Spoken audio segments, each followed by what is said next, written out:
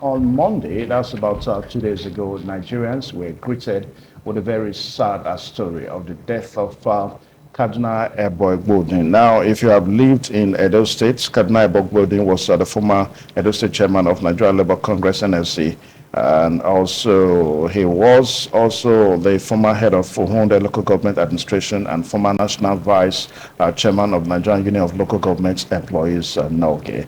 A very handsome man. A very sad story to hear that he died on Monday. Now, there are circumstances leading to his death. And we understand that allegedly it was said that he slumped and died while he was in a kind of a scuffle with the Nigeria Police Force members along Upper Sokmumba Road. That's around Ikuba Oka local government area of the state. Now, this morning we are joined by Comrade Emmanuel Owidi. He's the president of Network for Civil Society Organization of Nigeria. Comrade Emmanuel, you're welcome to the program. Good morning, Evans, and good morning, viewers at home. Now, Kaduna Eboigbodin, very touching story that the man, died. How do we begin to react to, the information, the gist, and all that leading to his death? Okay, thank you very much. First and foremost, let me, on behalf of the entire civil society community in Edo State, express our very deep condolence to the immediate and extended family of our very own erudite and seasoned senior citizens and comrade, the person of Comrade Kaduna Eboigbodin, and of course the entire civil society community. The truth is that the incident that happened on the 2nd of December was very avoidable, and that untimely death is regrettable owing to the very unprofessional conduct of the Nigeria Police Force. It was very clear to us as a preliminary investigation and account of eyewitness by the wife who was in the very scene where the husband died. Comrade Kaduna Eboigbodin was on his way to visit a family member somewhere around Upper Sakomba by Goroti there, and was flagged down by some policemen, where he cooperated with them. They asked for his papers. He presented his papers, of which his papers were correct.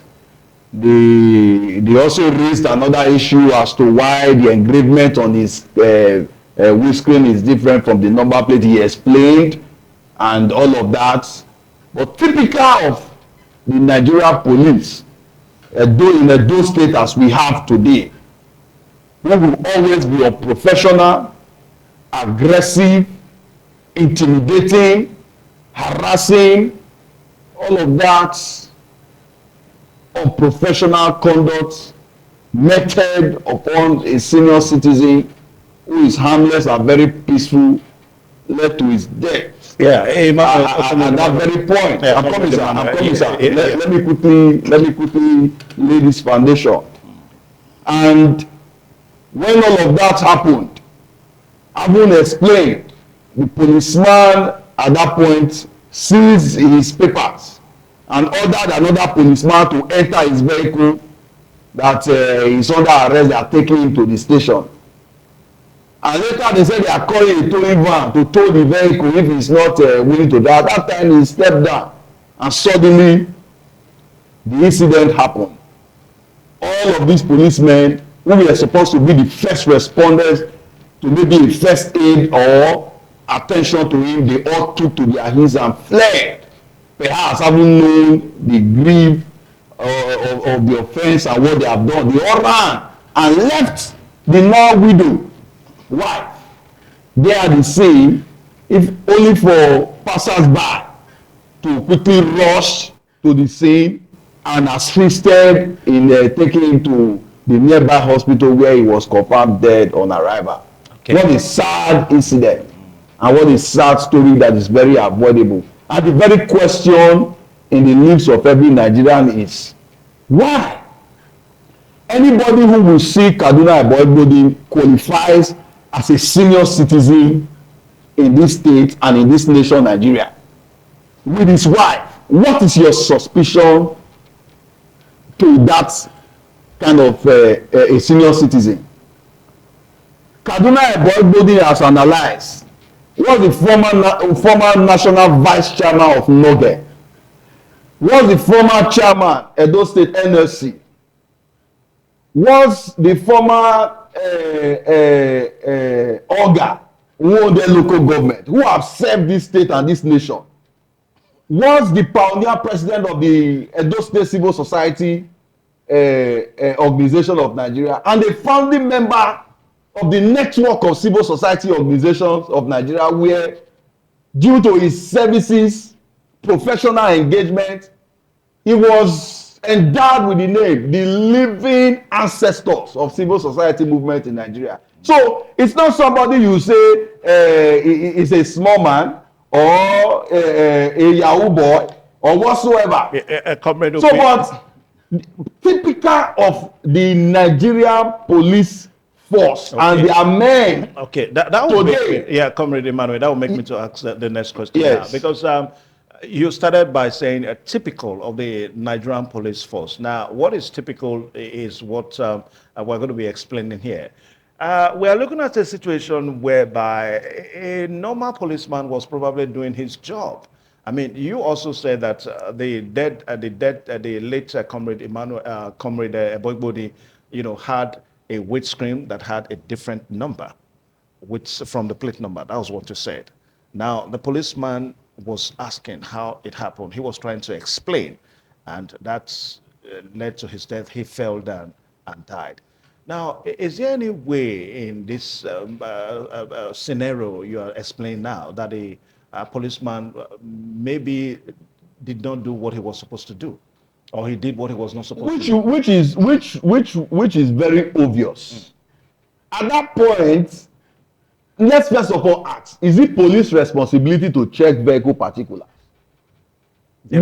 What is a policeman, if not on an intel, perhaps maybe for a stolen vehicle, an intel for a stolen vehicle?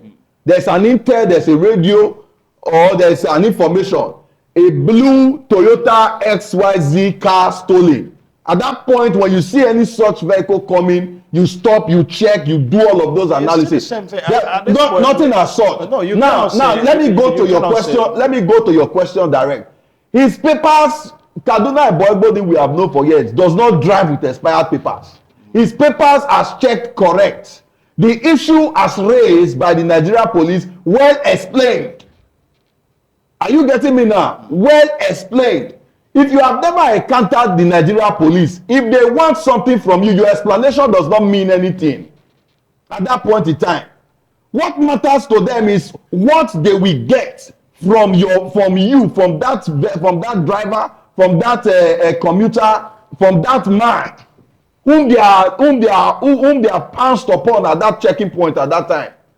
It is not about Kaduna Eboigbodin alone. It is what is known, it is what is rampant in Edo State, that every checkpoint you see in Edo State as we speak today now have a target that they must remit. Let us be careful. Every checkpoint you see in Edo State today, it's not like a goal point. Yeah, so anybody who approach a checking point in Edo State, in any place where you have police, it's like a life-threatening activity. That may not be correct. Because we have explained it, we have experienced it, Mr. Evans. It's not something we need to be. If you open your phone line, you will see series of complaints from Nigerians and Edo people on their experience and account from various police checkpoints. They don't do their job in that place. All they want to do is who they will intimidate, who they will harass, who they will arrest unlawfully, and especially when they look at your body language, you are in a hurry to meet up with an appointment and all of that. They want to seize that opportunity to rip you, to delay you, and to do anything just to get funds especially in this ember month. Okay. We don't know the target that is given to the Nigeria police, and that is why with the way we say yes, because they don't do security. You don't work Normally, what is police expected, force, so sir? you cannot say the targets. What is expected of a typical Nigeria police at the checkpoint? A vehicle drives down to you. The place of discretion is there. You look at the people that are there. The place of psychology. You look at the occupants. And if it's a Kaduna Eboigbodin, then you let him go. And if it is a Kaduna Eboigbodin, definitely you will see some persons who present a demeanor that is suspicious or not. You have the right to check. You have the right to say, let me see your boot. You have the right to say, let me see the occupant of this vehicle. And at that point, this is a senior citizen who was inside the vehicle with his wife. Elderly. And he had no other occupant. So what is that Nigeria police? What is that officer looking for that made him to order that another officer should enter his vehicle and call the towing van? So at that point, you could imagine the aggressive and unprofessional conduct in that scene. Anyway, Kaduna Eboigbodin was not sick, drove himself to this point. Are you getting me? So at this point in time, it is something that is very saddening, and the entire civil society community, we are not taking it lightly. Yesterday, we have addressed a World Press Conference, and today we will also be taking some very direct action in submitting direct petition to relevant authority, including the Nigeria Police Force. But it's very saddening that at this point in time, the Nigerian Police Force has not been able to issue any significant, any proper statement as to this incident. Perhaps it is they've ordinarily viewed it as one death or one incident like every other one they can suppress or they can sweep under the carpet. And in that World Press Conference yesterday, we have issued an ultimatum to the Nigeria Police to immediately identify all those police officers who were at that checkpoint in that upper Sakomba that very day, identify them, arrest them, and commence a full-scale investigation into that incident. We are also calling on the state government, whose primary responsibility is to protect the lives of every citizen, of every good people of Edo State, to open a panel of inquiry immediately to investigate the circumstances that led to the death of Kaduna Eboigbodin, because it is disturbing to the entire civil society community and Edo State in general. It is sad that we are here, that I'm here in the studio to talk about his death. Somebody like Kaduna Eboigbodin is somewhere at the mortuary. But again, in Edo State, in his own land where he has said. Yeah, Emmanuel Eboigbodin, I'm calling you Emmanuel Eboigbodin. That comrade Emma. It's my father too. Emma Ogbede. It's my father. He has been a mentor to a lot of us at the civil society. Truth, because I have the information I have with me here. If you go down, is that upon the altercation, he got a heart attack. Do you understand? He got a heart attack. The policeman, ran and left him. It was good. It was a good Samaritan that rushed him to the hospital where he confirmed dead before arrival. And that is the release from Daily Post. Now, members of the public there, you can Google the Daily Post. What we know is that Kaduna Eboigbodin was not sick. But they said Kaduna Eboigbodin drove himself to that place, and his interaction and engagement on professional conduct of made him to have the led to his death. So but what would you say? What would you say? To explain to Nigerians. Yeah, but to explain to Edo people. Emmanuel Ogbede, there's something we're not saying here. What would you say about some? You see, this whole thing at times, I think we need to look at it with the second eye. Now, what is the second eye now? It's like what we tell, even on our programs, on our platforms, we always let people know it is good for you to know your health status. Maybe for a Kaduna Eboigbodin, if he maybe did a simple check that day, the result would have probably told him that, hey, your condition is not too comfortable. It's not too advisable. All of these things that you are saying, because we have a lot of Nigerians there, Emmanuel Ogbidi, we have a lot of Nigerians out there that may be also form prey of this. Let me take you by that. Yeah. Let me take you by that. All of this thing or whatever scenario, if we were to even go by what you are saying, because what we know right now is that the action of the Nigeria police led to is there. If we are to go by what you just analyze, a professional conduct, discretion of these officers would have avoided these circumstances that you are talking about now. From discretion, you ask yourself, where is the place of decorum? Where is the place of discretion? Where is the place of psychology in our policemen dispensing their duties? Because if we are to put all of this in place, those things would have been able to check this situation. You have seen a man who is an elder statesman. Even in his car, all his car, you have an inscription of NFC to show that this is a man that is under authority, that has served this state and this nation. There you go again. NSC, a former NSC boss was driving. I'm coming, sir. Even with the disposition of Kaduna, you know that it's a peace-loving, a gentle man who will be friend to anybody he come across. But let me tell you, some of these Nigeria police that you see, many of them are on that duty post here. Many of them are drunk. Yeah. We have seen drunk police officers. Yeah. We have seen officers who are taking something. Yeah, but we are looking at a different scenario now. With money, with guns.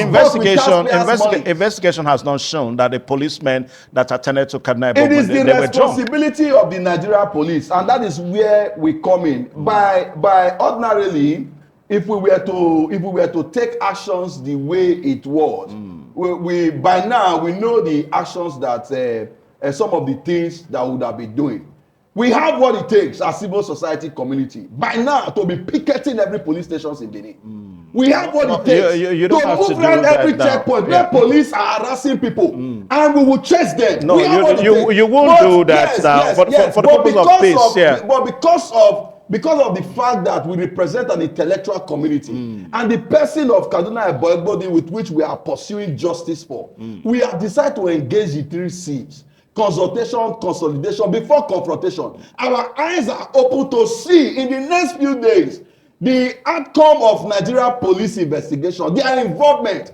And if we sense any form of disturbing and any form of injustice in all of this, we will mobilize the entire Edo State people. All right, so condensed in that state command, we'll be sleeping there, we'll be eating there, we'll be cooking there, we'll resume with the police command commissioner in Edo State. Because as it stands today, we don't even know him. All right, so we want to say ordinarily is supposed to even be aware who is our commissioner of police. We don't even know. But you have a responsibility to do that. We don't even know his policy as to his engagement and involvement with public relations. All right, so we want to say, because of time now, because of time now. The emotions of those state people as it concerns this issue is not pleasing at all. And the police command, the relevant authority, and the state government must at this point in time intervene, because Kaduna Eboigbodin is not somebody that will just die and is left like that. Yeah, we want to say thank you, and also we are using this opportunity to commiserate with the family of Kaduna Eboigbodin. It's a very sad story, there's no doubt about that. Now, Comrade Emmanuel Ogbidi, I share your emotions too. I share your feelings. A very sad story, and I most sincerely, say that on air. Now, I think we also need to let people know that there is, importance that you must place on your health. Most of us, we really don't give regard to our health status and all that. And for some of the policemen that are, said that they carry out their conduct very, very unprofessionally. Now, please, you must be civil. You must attend to citizens with some level of decorum, because you really don't know people, their mental, their health status and all that. So please, you must ensure that you, attend to people professionally. I want to thank you one more time, and also Thank you we very much. commiserate with the family of Eboigbodin. That's the former chairman, Kaduna Eboigbodin, former Edo NSC chairman in Edo State.